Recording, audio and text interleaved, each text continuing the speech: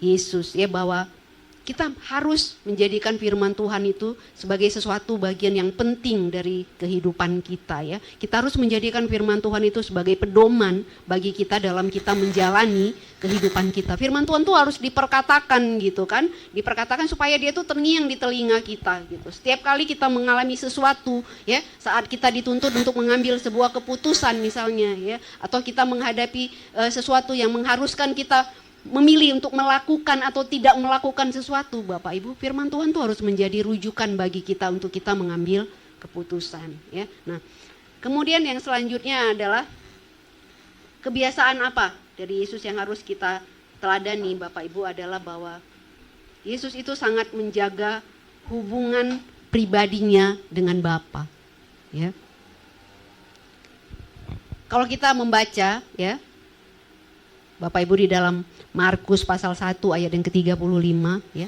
Kita nggak usah baca, tapi di situ dikatakan bahwa pagi-pagi benar Yesus itu pergi ke tempat yang sepi untuk berdoa. Jadi Yesus itu selalu mengawali harinya dengan doa ya. Dan kemudian di dalam Lukas pasal 5 ayat 16 dikatakan bahwa dia mengambil waktu juga untuk berdoa di tengah-tengah kesibukannya. Ketika dia melayani orang banyak ya, dia menyembuhkan orang yang sakit, dia berbicara kepada orang banyak, Bapak Ibu, di tengah-tengah kesibukannya itu dia mengambil waktu ya untuk pergi ke tempat yang sepi dan berdoa seorang diri gitu. Dan kemudian di tempat yang lain ya, di Lukas pasal 6 ayat 12 dikatakan bahwa sebelum dia mengambil keputusan untuk menetapkan ya, memilih 12 orang muridnya, Bapak Ibu Saudara, Yesus itu berdoa semalaman katanya ya. Jadi dari malam sampai pagi dia berdoa, dia bergumul sebelum dia memutuskan yang mana nih dari orang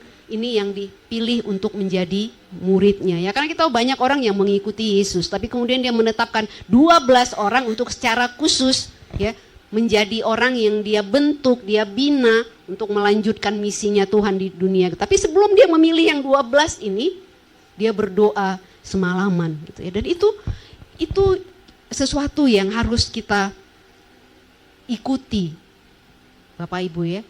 Kita ini kan seringkali begitu nih dalam kehidupan ini ya. Ketika kita melakukan sesuatu gitu kan, ketika kita memutuskan untuk melakukan sesuatu, sebelum kita melakukan itu kita nggak tanya Tuhan dulu gitu kan. Kita nggak berdoa, kita nggak tanya Tuhan apakah ini sesuai dengan keinginan Tuhan atau enggak gitu. Kita lakukan aja sesuai dengan kemauan kita gitu kan, sesuai dengan kemampuan kita gitu. Tapi ketika kita gagal, baru kita datang kepada Tuhan dan bilang, Tuhan kenapa sih